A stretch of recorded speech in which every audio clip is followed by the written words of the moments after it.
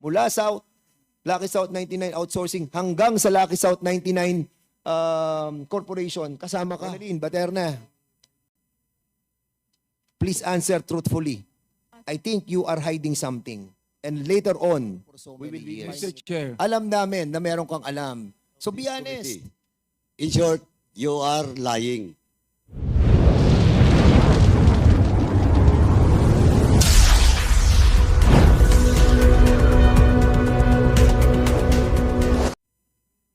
Pasensya na po kayo. First time ko po kasi parang kinakabahan po ako. Hindi, Tsaka hindi kaya po nga, ako kaya nga, sanay. in-explain ko sa iyo. So you now understand.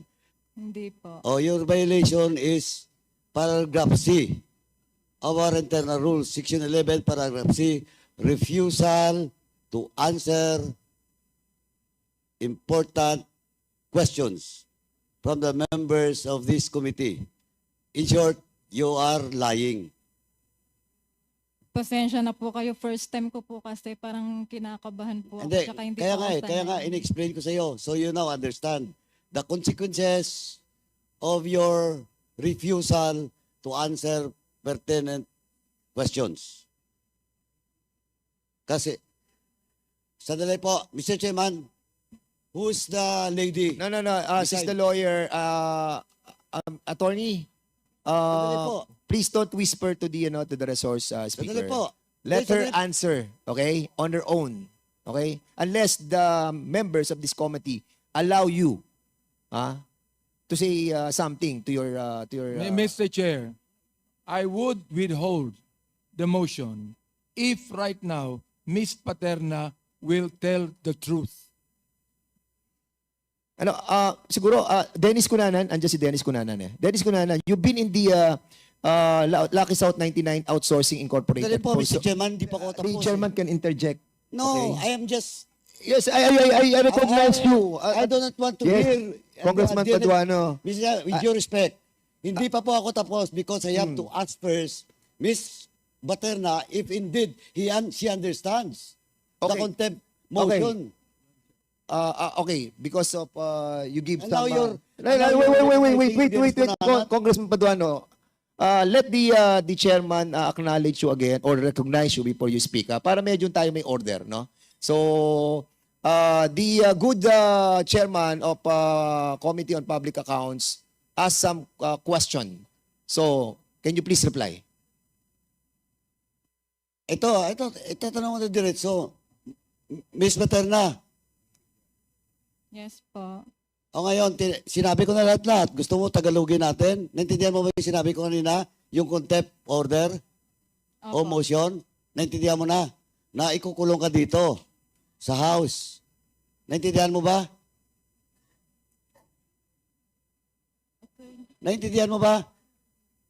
Opo. O, tapos, ang violation mo is yung hindi pagsagot ng tama sa mga tanong ng mga kasapi ng komiting ito.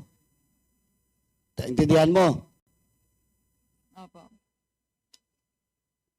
Please. Yes po. Okay. O, yun yung consequences. Now, do you want to answer the queries truthfully? Yes po.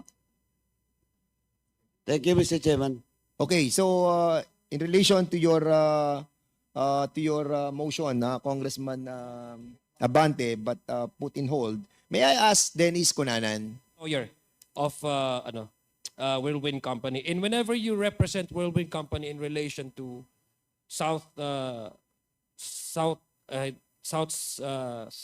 Lucky South 99, I'm sure part of that arrangement is naturally they will pay you for whatever representation you would make in the advantage or to the advantage of your client. Am I correct? Well, hinire po nila ako para sa kaso. So, I do not have a general retainers with them. I have a specific agreement to handle the ejectment case, no? Which started in the RTC of Angeles, and then we elevated the case to the Court of Appeals. So you never asked by Whirlwind Company to do extra services to their client because according to you, you're limited to that particular case? Yes po, as soon as So we bakit signed po- the client engagement memo, we were limited to handling that ejectment case. So bakit ho kayo nandoon sa meeting and why did you do some follow-ups? Well, as I said po, nung time na nag-meeting kami, hindi pa po kami hired officially for any legal engagement. It was more of trying to convince them to invest in the energy projects that I was promoting, Your Honor. Kailan po kayo, Mr. Joint Secretary, kailan ko pa, may we know kung kailan ho kayo na-hire ng Whirlwind Company? When was Well, it? na-file po namin, I submitted the documents po sa RTC Angeles second week of August. No, when your legal services was, it was, when legal services started with the Whirlwind Company, would you know what specific date was this? Well, there is a specific date, but I think it is 1 week before we filed the motion in the RTC of Angeles. Because when we found out what had happened, ang first remedy namin is to ask the RTC of Angeles to recall the writ of execution that they had already issued. I'm sure, Mr. Chair, Secretary, I'm sure you have a document, no? Official document that you are sabi mo nga, you contest the question of Congressman Flores and Congresswoman G.V. Beatrix in the previous, kasi there was no client attorney relationship between you and Lucky South 99. So I presume, following that logic of yours and your explanation, you would probably have a document that would testify that you were hired by Whirlwind Company. Would you be so kind enough as to give us a copy of that? That is covered by attorney-client privilege, Your Honor. Okay, sige. However, I would like to add, Yeah, but since magbait ka naman, Secretary, kasi nag-extend ka ng extra effort, maybe we can also tap that humanity of yours inside you to provide this committee. It is not something that you should be hiding because you're entitled naman to accept any legal arrangement with any companies in any corporation. it is Am I not for correct? me. It is not for me, Mr. Chair. It is for the client. But as far as the attorney-client privilege is concerned, that's sacrosanct po in the legal profession. Now, Yes. I would like to add po na although it is true that there could be an attorney-client without a written contract and without payment of services, the Supreme Court and the Code of Canons of Professional Responsibility takes the perspective of the client on when the attorney-client relation exists. In Canon 3 of the said rules, of the said canons, the attorney-client begins as soon as the client reposes the confidence on an attorney to perform legal services. Now, but according to case law, in the first place, there must be a contract between the client and the attorney. There must be a meeting of the minds. Kaya nga pong sinasabi ko, although I represented an agent of Lucky South, that did not make Lucky South my client. Para rin po yung, since mga airlines, merong silang mga handling agencies, pwede kong maging kliyente ng handling agency na hindi ko magiging kliyente yung airline itself. No? So yan po talaga yung nangyari. No? So as yeah, I said po, even if it were true that I represented Lucky South, ganun po ang trabaho ng abogado. Kaya lang, why will I say that I represented Lucky South na wala naman po talagang legal representation? Okay. Balikan ko lang po yung Last tanong two ko kanina. question, Congressman Jong. Mr. Chair, may I extend for another 1 minute or two minutes? Last two Mr. questions. 2 questions, okay. Sige. Kala ko 2 minutes na, 2 questions. So, balikan ko lang po, Mr. Chair, sa Secretary. So, roughly, kung marirecall nyo po, kailan po kayo na-hire ulit ng Whirlwind Company? This is a week prior to the filing of your case in, 1 week before po, When was prior. this? When was This this? is the first week already of August. August of what year? Of 2023. 2023. Okay. So, it's a good thing, Mr. Chair, that you've mentioned about that. At yung sabi mo, yung, kasi dalawa, Mr. Chair, no, sa ating mga kababayan na nakikinig ngayon, mukhang naku-confuse nga sila sa Whirlwind Company and sa Lucky South 99. That's why we are trying to digest further, no? Inquire further kung ano ba talaga itong dalawang entities na ito. These are two different entities because the fact that they've entered into an agreement, it proves that they're two separate entities, no? So I have here, Mr. Chair, and I would like to cite itong lease agreement between, and by the way, may I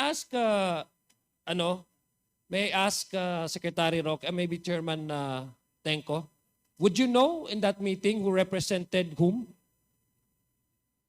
I mean, these are two entities, no? Whirlwind Company and South Lucky Nine. Would you know which or either of the two, Secretary Roque and and Cassie Ong, represented whom or what? Well, Congressman Adjong. Or are you still also confused at that time because you thought they're still the same, one and the same? No, first of all, very clear in my mind, and I was in fact conferring with Attorney Jessa earlier. There was no discussion on Whirlwind during that said meeting. And I think more important to note is the fact that Whirlwind has no relationship with PAGCOR because Whirlwind was never given a license, nor Whirlwind had any other reason why PAGCOR will deal with, or Whirlwind will deal with PAGCOR, because for us, Whirlwind does not exist. Because they never had a license, they never applied for a license, they were never issued a license in the previous administration. So, sa amin pong dalawa ni Attorney Fernandez, maliwanag po sa amin, nagpunta si Cassie Ong doon, hindi naman po tungkol sa Whirlwind eh. Nagpunta po si Cassie Ong doon para Lucky South ipakiusap 99. yung arrears ng Lucky South 99 na currently, during the time, ay isang license holder ng PAGCOR. Dahil nabigyan po sila ng lisensya noong nakarang administrasyon ng PAGCOR, hindi po sa administrasyon ko. So, yun po ang tunay na ipinakikiusap ni Cassandra Cassie Leong at ni Attorney Harry Roque. So, yun po hindi po kami nakukonfuse, Congressman Adjong, sapagkat wala po namang relasyon kami sa Whirlwind eh. At never was there any discussion about Whirlwind during that brief meeting with Attorney Roque and Cassandra Leong together with PAGCOR AVP Jessa Fernandez. Thank you, Chairman. Secretary Roque, what is your take on that? Kasi mukhang klaro naman ata kay Secretary Tenco that you were there in that meeting and you were with Cassie Ong, who apparently was connected. I guess she's still connected with Lucky South 19. How can you convince us that there has nothing to do, your presence there has nothing to do with Lucky South 99, Mr. Chair? That you were there simply because you are representing Whirlwind Company, whose legal services that you have signed with this company is purely limited to the case that you have filed prior to your being hired by this company. So doon lang ako nagka-confuse. I'll give you, Mr. Chair, I'll give you time, Mr. Chair, to respond to that. Yes, Secretary maraming Roque. salamat, Mr. Chair. Nandun po si Cassandra Ong bilang ahente ng Lucky South. Pero gaya ng sinasabi ko, yung pagiging ahente niya does not make her a shareholder or an officer of Lucky South. And since I represented an agent, ang ibig sabihin po, ang kliyente ko yung ahente. Wala po pagkakaiba yan, for instance, doon sa mga ground handler sa airport. Pwede kong maging kliyente yung ground handler, for instance, yung Mia Score. Pero hindi ibig sabihin nyo na palibasa nagbibigay ng serbisyo ang Mia Score sa Cathay, kliyente ko yung Cathay. So I rendered service to an agent of Lucky South, and obviously she was there to make sure that the interests of their principal would be protected dahil nga na-dispalkuhan siya. So the answer is, Cassie Ong was there as an agent. And in fact, in the rules of PAGCOR, kinakailangan magkaroon sila ng representative, an agent who will represent the different licenses with PAGCOR. And it is not a requirement that the agent becomes a shareholder or an officer. Okay. In fact, after that meeting was when Sandra Ong became a representative of Lucky Star, and if the good chairman will recall, kasi sabi ko, naalala ko, sabi niya, naku yan, Dennis Cunanan, palitan niyo yan. Hindi mabuting tao yan, no? Palitan mo na yan. At after that meeting, naging representative po si Cassie Ong ng Lucky South. But during the meeting po, on record na representative was still Dennis Cunanan, which Mr. Cunanan disputed the last time. Sabi niya a month before, hindi na raw siya ang representative. Pero sa officially in the records of PAGCOR, I am 100% sure po, as of the date that we met, it was still Dennis Cunanan. Kaya nga po kinakailangang tulungan si Sandra Ong kasi pwedeng hindi siya pansinin eh. Dahil bakit ka papansinin ng PAGCOR, hindi ka naman representative ng licensee nila. Yun lang po, Mr. Chair. Thank you, Mr. Chair. And this happened despite the fact that you were hired by Wilwin Company, not on any way connected with Lucky South 99. Mr. Opo. Chair, yes, no, that is a manifestation. I do not require any response to that, Secretary po. Mr. Chair, I have here the agreement, lease agreement between Wilwin Company, the lessor, and the leasee, in this case, Lucky South 99 Outsourcing Incorporated. This was signed, and the fictivity of the term of the lease commenced on November 5, 2019 up to November 4, 2022. Now, the representative of Wilwin Company, meaning the lessor, was, I don't know if she's still connected with the Wilwin Company, Miss Stephanie B. Mascareñas.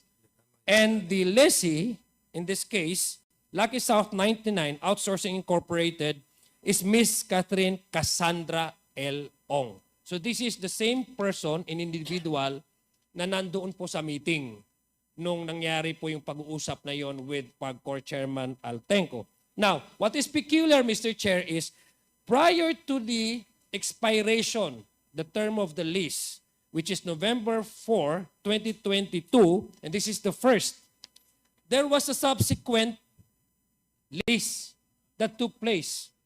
No? Same two parties, Wilwin Corporation and Lucky South 99 Outsourcing Incorporated, and the lease agreement, the term of the lease, will commence on January 1, 2021 up to January 1, 2024. So ibig sabihin po, Mr. Chair, nag-overlap, hindi pa po sila nag-expire ang term of, nag-lease uli sila. Ganun ho sila ka-confident sa bawat isa. Yung trust and confidence is too high that even prior to the expiration of their lease, they already signed a subsequent lease agreement again. What is so peculiar and so maybe perhaps that attracts this committee's attention is that Miss Catherine Cassandra L. Ong, who represented Lucky South 99 in the first lease agreement contract, is now representing Whirlwind Corporation. And the one that signed this contract represented Lucky South 99 Outsourcing Incorporated is now, this time, Miss Ronilyn Baterna. So makikita nyo po, kaya po kami nako-confuse that these are two entities, corporations, and yet the person running these companies are one and the same. So andito po, Mr. Chair, nung unang lease, Cassandra Ong, sa lessor, Wilwin Company, Stephen Mascareñas, Wilwin Company, sa lessor siya, Catherine Cassandra Ong, leasee, Lucky South 99, tapos sa pangalawang kontrata, nagpalit. Si Miss Sandra Ong naman ngayon ang lessor. At ang leasee is Miss Ronilyn Baterna, Mr. Chair. And also, it is quite, parang nakaka-striking din yung isa sa sa dokumentong ito that this was signed by the same lawyer, Attorney Maria Gracia Dioco. Same ang nag-notarize po ng dokumentong ito. So, ibig sabihin, sa mga ating mga nanonood po, klaro na po na tama, dalawang company ito, dalawang kumpanya, pero run by the same person. I'd like to ask Secretary Roque, did you do your due diligence in finding out that Miss Cassandra Ong used to be, or in this case, siya ang magiging lessor ng Wilwin Company at hindi ng Lucky South, which you claimed trying to distance yourself from that company na palang allergic kayo sa Lucky South 99. Did you do your diligence? And I think, Mr. Chair, no, with all your services to this nation, Secretary Roque, paniwala po ako na isa ho kayo sa magaling na abogado. At hanggang ngayon po, mataas po respeto ko ho sa inyo. Pero basic lang po, no? Rudimentary. I think this is being taught in law school. You have to do your due diligence before accepting any client. Have you at least asked Miss Cassandra Ong, were you in any way connected with Whirlwind Company or Lucky Strike 99? Hindi niyo ho yun tinanong. Mr. Chair, ang kaso po kung saan kami kinuha ay ejectment case. So ang tanging dapat na tignan kong kontrata ay yung upa, yung kontrata ng pag-uupa sa panig po ng Cruz family at sa panig po ng Whirlwind. So I cannot go beyond that po kasi ang kasuhan lang, ejectment between the Cruz and Whirlwind. So hindi naman po at issue sa ejectment case yung lease contract between Whirlwind and Lucky South. So wala pong dahilan ako mag-inquire doon sa client, doon sa kontrata between Whirlwind and Lucky South dahil hindi naman po sila yung nagdidimandahan. And I would like to underscore nga po na nung pumasok kami, meron ng writ of execution. So nakabinbin na po yung kasong yun. Yeah, but So Mr. sa Chair, due diligence po, ejectment case, sa mga abogado po, napakasimple po niyang ejectment case na yan. It's even covered by rules of summary procedure. At kung ikaw hahawak ng kaso, titignan mo yung kontrata. Meron bang breach of contract sa contract of lease? So, hindi po complicated itong kasong ito. Kaya lang, ang aking naging assessment na deprive ng due process ang Whirlwind kasi nga nag-aawayan yung mga Cruz siblings. At nagpanggap itong tatay, si Roberto, na siya pala siya yung registered owner, naniniwala naman itong Whirlwind, hindi naman pala siyang registered owner. At nung dinimanda sila sa lower court, siya pa ang kumuha ng abogado at hindi sinabi sa Whirlwind na dinimanda sila ng mga anak niya. Yan po yun. No? Yeah, So as far as due diligence is concerned, in an ejectment case, as a lawyer, kung ano po yung material na kontrata, is the lease contract only between the lessor and the lessee, between the Cruz family and Whirlwind Corporation po. Dahil yun Yeah. lang po ang hinawakan kong kaso. yeah, pero I think this is material, no? The lease is in fact the very fundamental and very material to any eviction cases, no? I think no, I do not, Mr. Chair, Secretary, no, I do not question your knowledge on sa pagdating po sa batas. Sabi ko nga po, mataas po ang respeto ko sa inyo. Ang hindi ko lang maintindihan, perhaps I shared this with our common tao, the average-minded person listening to us and watching this committee hearing. But nagkaganon. If we follow your logic, Mr. Chair, and your justification that you are exclusively limiting your services to this particular case that you have filed involving eviction cases or eviction case, why did you have to go to PAGCORP's meeting and then make some follow-ups? And then it apparently, based on these records, same Cassandra Ong, who at the time when you approached PAGCOR and with the meeting, yung license nila ay naging connect din sa Whirlwind Company, which you yourself said na yun ang dun yun ko maintindihan.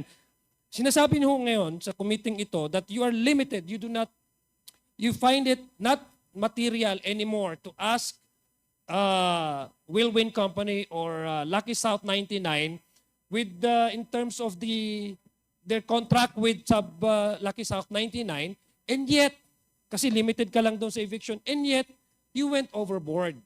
Yun po hindi ko maintindihan. Which in this case, Mr. Chair, masyado na mahaba yung pagtatanong ko. I'm sure many of our colleagues here would ask similar questions kasi doon ho nagkakaroon ng problema. Ganito lang po, Mr. Chair, and I would close this with my manifestation. Mr. Chair, Mr. Chair, Yes, for Congressman my Adjong. manifestation. You want me to interject something Yes. before you finish your interpellation? Maybe, Baka maybe after my manifestation, baka Hindi. maybe after my in manifestation. relation to sa issue mo eh. Tapos ka na ng yes, questioning. Sige, okay, go ahead. My manifestation. Kanina po, inamin naman po ni Secretary Roque na sa law, sa practice of law, and this was the question I asked him in the previous committee hearing, that hindi naman kailangan talaga nang magkaroon ng formality that you have to sign with your kasi pag law yung definition po ng Supreme Court yung practice of law, and I agree with him now. He agrees with how the Congresswoman Beatrix Luistro. Now I'd like to, Mr. Chair, and this is not in any way to contest or to even engage in legal discussion with Secretary Roque. Who am I to contest his legal opinion on the matter? But this is already a decided case, pertains to the lawyer-client relationship, no? Very much connected with the sinasabi ng Supreme Court definition nila with the practice of law. Kasi nga po yung participation po ni Secretary Roque dito sa usapang ito, yung legal services na binigay niya according to him sa Wheelwright Company. And in Burby versus Magulta, sinabi po, a lawyer-client relationship was established from the very first moment complainant asked respondent for legal advices regarding the former's business. To constitute professional employment, it is not essential that the client employed the attorney professionally on any previous occasion. It is not necessary that any retainer be paid, promised, or charged. Neither it is material. Tingnan, Mr. Chair. And with this new development that we learned na dalawang entities, similar persons running these companies, whatever explanation that we have from Secretary Roque, the bottom line, Mr. Chair, is it benefited a lot Lucky South 99, which is far from the legal services he was offered and accepted by him between himself, Mr. Chair, and Whirlwind Company. Thank you, Mr. Chair, for Okay, that Mr. opportunity. Chair, Marami pong salamat, Mr. Secretary Chair, Roque, if you please, sa inyong response. Mr. Chair, Thank you. Mr. who's- Chair, could I briefly just cite also a case? Yes. You have 2 minutes. Okay, go ahead. Okay. I do not dispute that case po kasi sinasabi lang noon hindi kinakailangan magbayad ng attorney's fee, hindi kinakailangan magpirmahan. Pero Mr. Chair, that itong was not kaso a pong question. ito, That was a okay. manifestation. Wait. Mr. Chairman, point of order. Point of order, Mr. Apa. Chair. Point of order, Chairman, Mr. Chair. point of Apa, order. pero Wala mo nang this chair is speaking. Okay, Wait. what's the pleasure of Congressman Adjong? That was a manifestation, Mr. Chair. It wasn't a question. So no. So with all due respect po to Secretary Roque, whom I still respect, I do not need any response from him. Okay, thank you so much. Mr. Okay, Chair? the next interpellator will be Congressman Paduano. Congressman Mr. Busita. Chairman. But for the meantime, I- before we proceed, the chairman would like to acknowledge the presence of Congresswoman Marisa Del Mar Magsino and Representative Agustina Dominic Dichetina C. Pancho. And also our Secretary General, Sir, Reggie Velasco, you are so welcome in this committee. Pagcor, may tanong lang ako kay Attorney Fernandez, Attorney Maris Fernandez. Kasi with all your documents that you have submitted here, nakita ko yung Lucky South 99 outsourcing. Dalawang dokumento to na merong structure. Is this a requirement for applying for the license? Yes, sir. One of the requirements po is the organizational chart. Organizational chart. At sa organizational chart, napansin ko, yung Lucky South 99 Outsourcing Incorporated, nakalagay dito yung unang presidente, si Shang Li Ji, and then si Catherine Ong, yung corporate secretary, and then si Dennis Cunanan, yung corporate communication and government relation. Is this correct? Yes.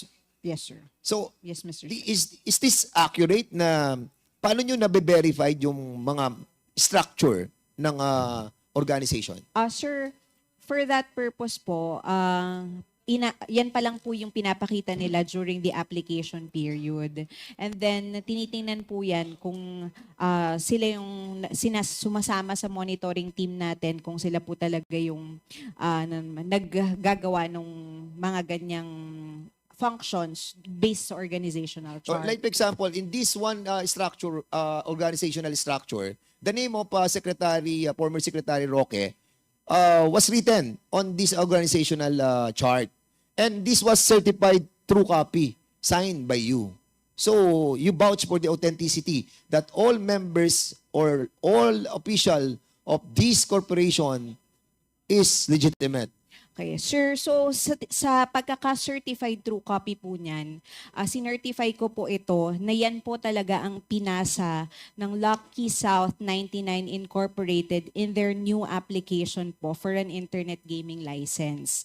So hindi pa po yan na-verify, and we would like to clarify that that application po was denied by PAGCOR. So, okay. So in part other lang words, po yan ng requirements. So in po other nila. words, this application that was filed by Lucky South was denied. Yung outsourcing na denied, Yung incorporated na, sir. Yes, Yung wala na po yung Lucky South outsourcing. 99 Outsourcing Incorporated. Yes, This sir. was denied, Yes, sir. and then ang naaprubahan natin yung Lucky South 99 Corporation. Bali, sir, ang una niyang pangalan po sa PAGCOR noong 2019 to 2023, sir, is Lucky South Outsourcing Lucky South 99 Outsourcing Incorporated. And then sa pinasa po nila na bagong SEC documents this year, Lucky South 99 Incorporated na lang Okay. po, sir. So Secretary Larry Roque, and you have denied this na nakalagay po tayo doon sa Yes, Your structure, Honor. no? You denied on Yes, this. Your Honor. And as a matter of fact, medyo this corporation hindi na aprubahan ng PAGCOR. Yes, Mr. Chair, tama po. Okay. So before I recognize Congressman Chairman. Abante ba o si ano? Chairman, ano lang po, Ikaw muna. ito lang po kasi Sige, you are recognized. Go ahead. Sige. this is just a short rejoinder or going back to my manifestation kanina po after your opening remarks. Mr. Chairman, upon reading the reply of Ronaldo Cruz and Nela Cruz de Guzman, dito po, they mention about malicious accusation of former Secretary Harry Roque, no, with regards to the contract between the siblings and, of course, the whirlwind. So, Mr. Chairman, with that, again, my manifestation a while ago that most probably this hearing will not end today because we have, with this letter, Mr. Chairman, I move that we will invite again the Cruz family because they have their letter refuting the malicious accusation, quote-unquote, of Secretary Harry Roque, Mr. Chairman. Okay, Former we will Secretary. serve in the pleasure of these two committees, and of course, if the motion is this a motion? My motion is to invite, Mr. Chairman, The Cruz family. yeah, the Cruz family. Second, Mr. Chair.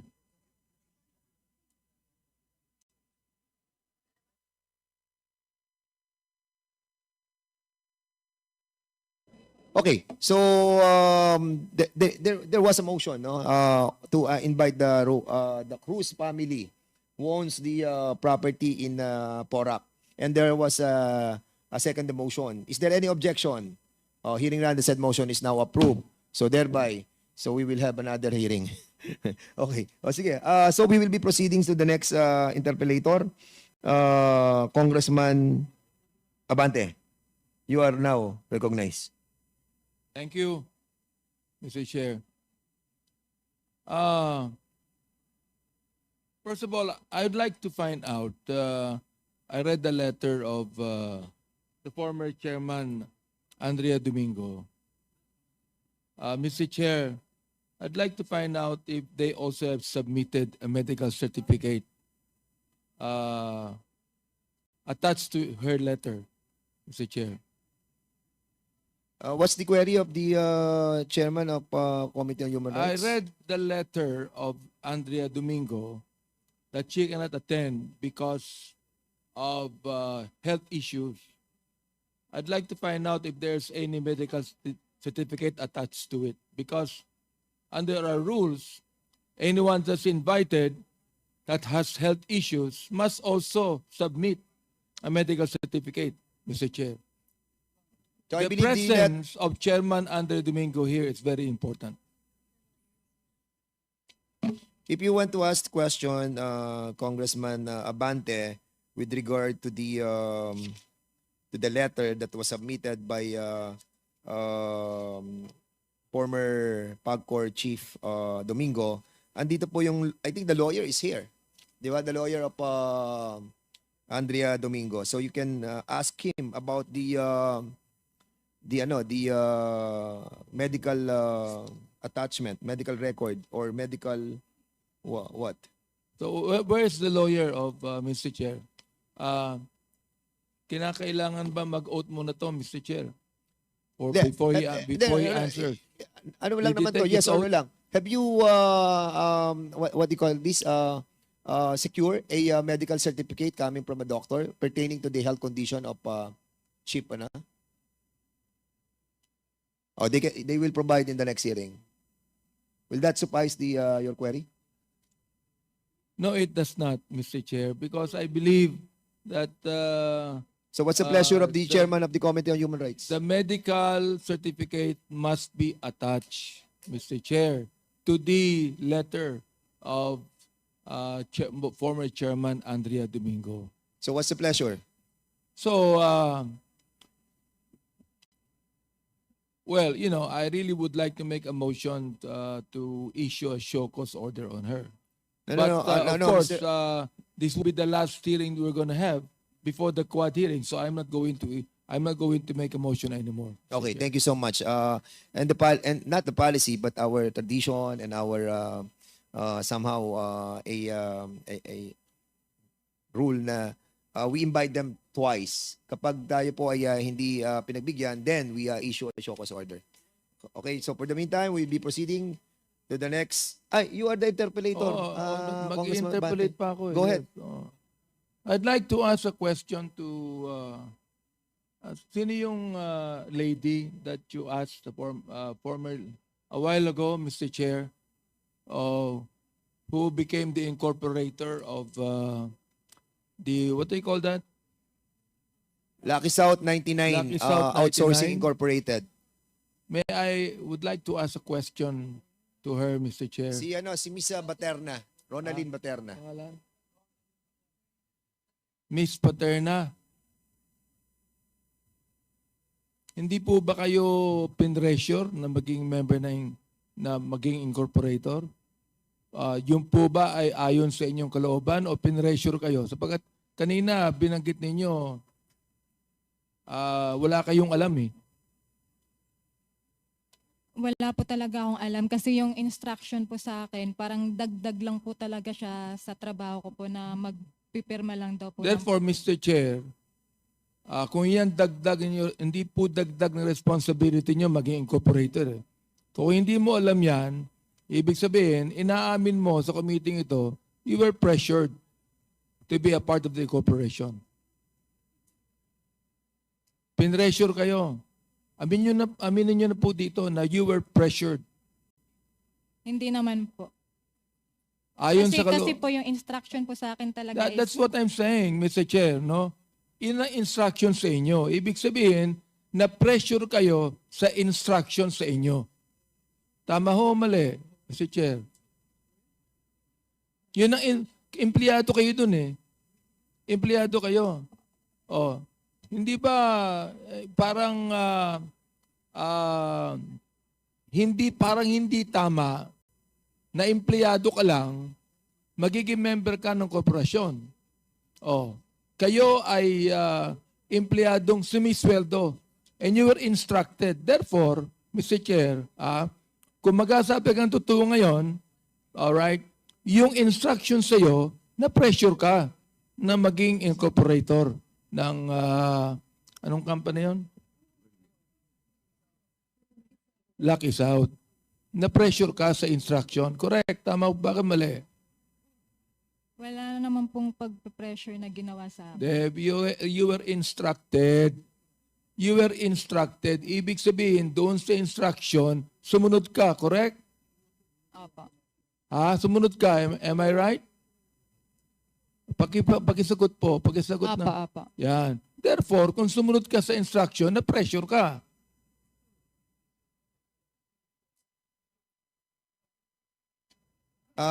Congressman Abante, I think Ronaldin Baterna brought along with her lawyers.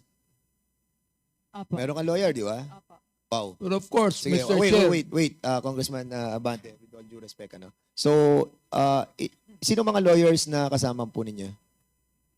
NFC Morales Law Firm po. Ano po? NFC Morales. Andyan po ba sila? Opo. So, sino nagbayad po ng lawyer ninyo? Kasama ko po si Attorney Josel Velasco. Sino po? Josel Velasco. Sino po nagbayad ng lawyer ninyo? Kayo po?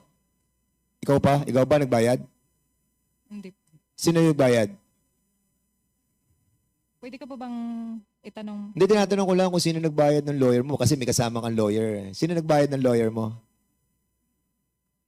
Kinontract ko lang po. Kinontak mo lang? Walang bayad dyan? Wala. Wala? Okay, lawyer. Sige. Tingnan natin kung sino lawyer. Sino po yung lawyer? Asan yung lawyer ninyo? Yan yung sinasabi ko dito, pare. Oo.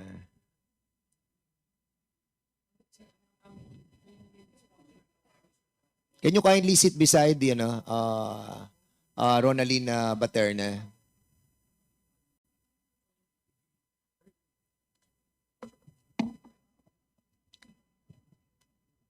Good afternoon, Can you please Mr. state your name?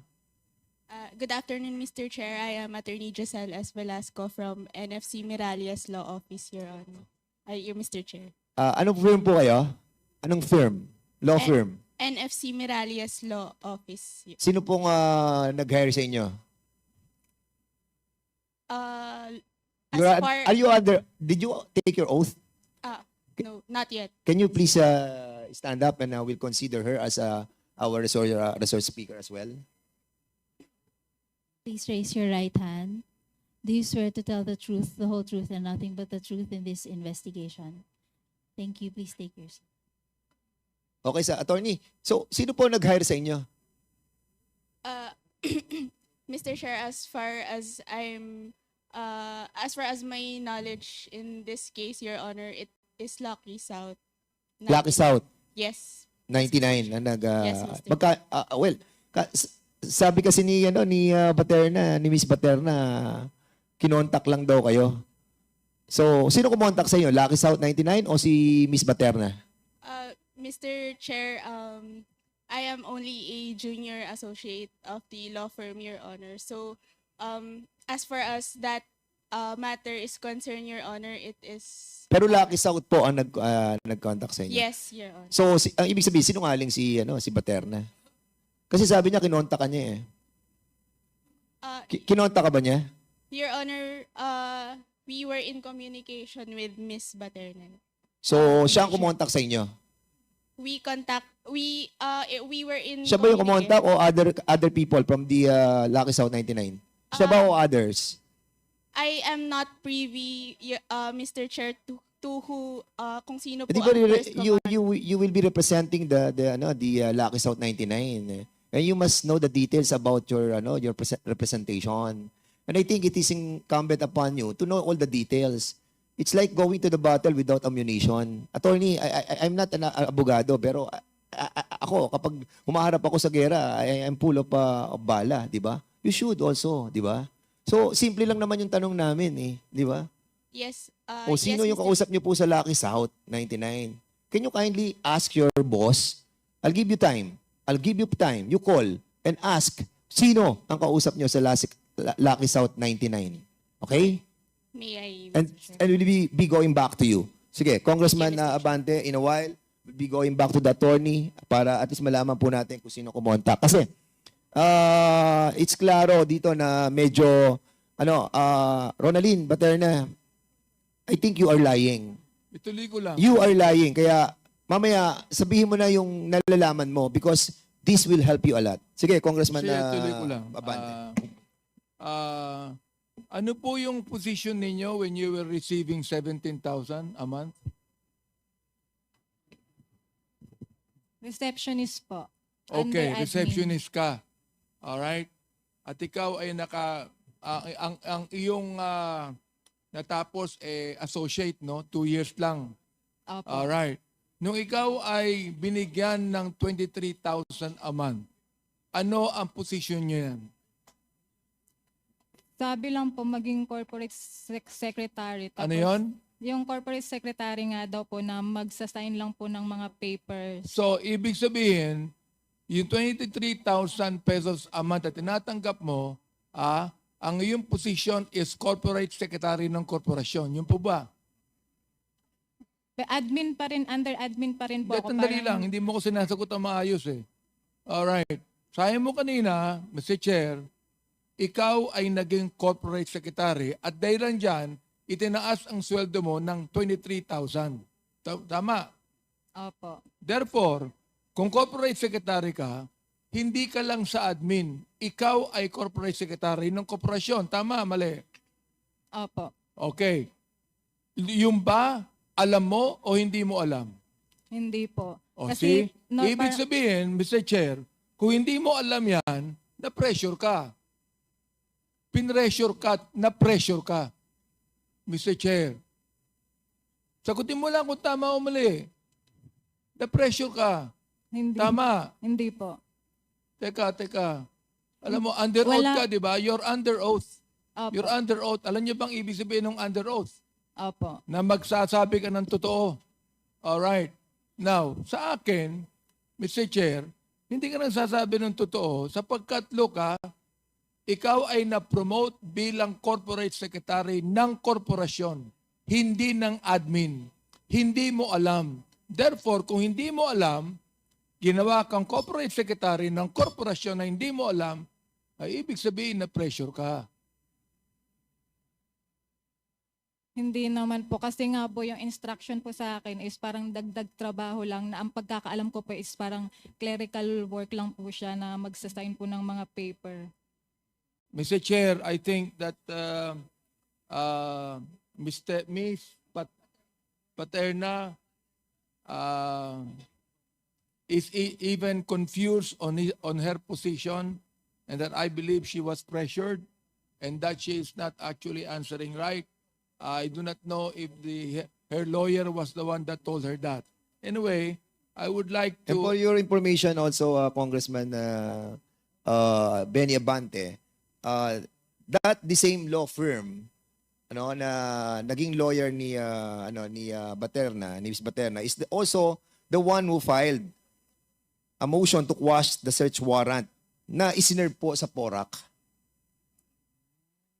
So sila rin po yung NFC law firm, Mirales Law Office. And a while ago, we're asking yung si attorney, siguro you can ask the question, Chairman Abante, about kung sino. The chairman of Committee on Public Accounts asked some question. So, can you please reply? Ito tanong ko na diretso. Miss Materna, Yes po. o ngayon, sinabi ko na lahat-lahat. Gusto mo tagalogin natin? Naintindihan mo ba yung sinabi ko kanina? Yung contempt order o Opo. motion? Naintindihan mo na? Na ikukulong ka dito sa house. Naintindihan mo ba? Naintindihan mo ba? Opo. Tapos, ang violation mo is yung hindi pagsagot ng tama sa mga tanong ng mga kasapi ng committee ito. Intindihan mo? Opo. Please. Yes po. Okay. Oh, yun yung consequences. Now, do you want to answer the queries truthfully? Yes po. Thank you, Mr. Chairman. Okay, so in relation to your motion, Congressman Abante, but put in hold, may I ask Dennis Cunanan? Mr. Dennis Cunanan, you've been in the Lucky South 99 Outsourcing Incorporated. You were one of those who have started this corporation. Am I right? I didn't start the corporation, Your Honors, but we were But the you ones were who a part. assisted. Yes, Kasi we kung assisted titingnan ko them. yung organizational chart, kasama ka doon as a Communications, nilagay nila, sir, so yes, communications. yes, So they can, you are a the communications, sir. corporate communication and Communications. government relations. Yes, sir. And during that time that you were a official of the organization or the corporation, you have encountered si Batarina. Am Yes, I Your correct? Honors. Yes, Your Honor. So, ano ang relasyon nyo? I mean, what is your working relationship? I mean, the working relationship, not the personal relationship. I don't relate with her, sir, but she's always there whenever we are there because she's in charge of there's a facility there where they meet all their guests and people dun sa May Thai Court. So siya po yung in charge doon. Siya yung nandun. So, in other words, she's working as a real corporate secretary. For that, I'm not really sure of that, Your Honor, but I know she works there because she's there. At kasama-sama niya doon sila Cassandra Ong. Yes, Your Honor. Man.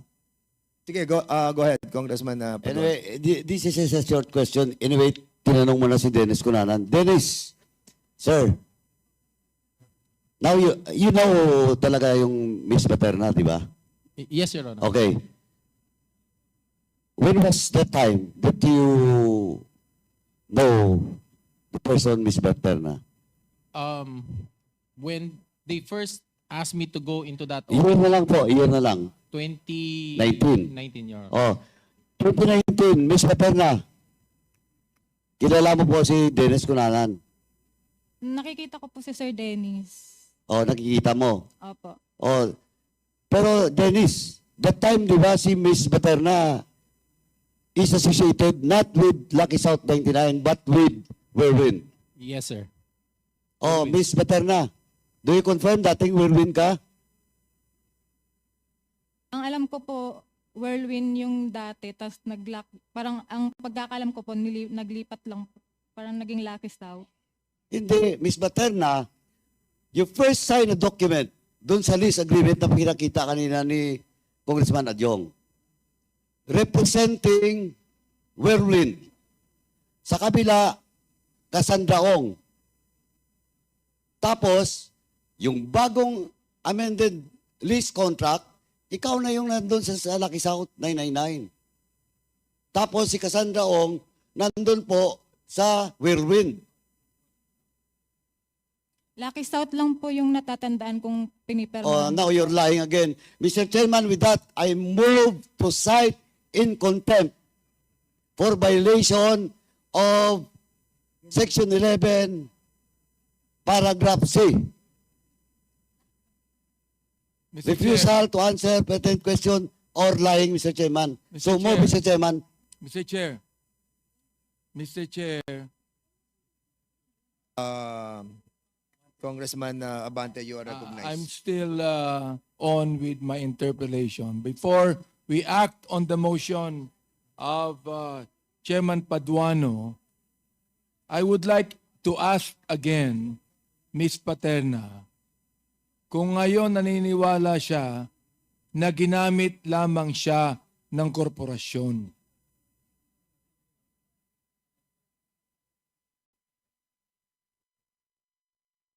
Will you answer, please? Siguro po. Hindi siguro. Kung ginamit ka ngayon, nakikita mo na di ba? Nakita mo na, no? Hindi ka naman bobo matalino ka So tinatanong kita, kung ngayon na-realize mo na ginamit ka ng korporasyon, Opo. Yan. Okay, Mr. Chair. I'd like to manifest that Ms. Paterna has finally admitted that ginamit lamang siya ng korporasyon. Does Mr. Dennis Cunanan agree with that? I suppose so, Your Honors, because of her No, you're not representation. supposed to. You Yes. better tell me Yes, Your right Honors. now. Yes, Your Honors. Yes, okay. So therefore, Mr. Chair, I also have to manifest that Mr. Cunanan also said that he agrees with Ms. Paterna, admitting that Ms. Paterna ginamit lamang siya ng korporasyon. So, shall we proceed with the motion, Mr. Chair? Chairman, Okay, go ahead. Are you done, Congressman Abante? So, I'm asking if we should proceed with the motion.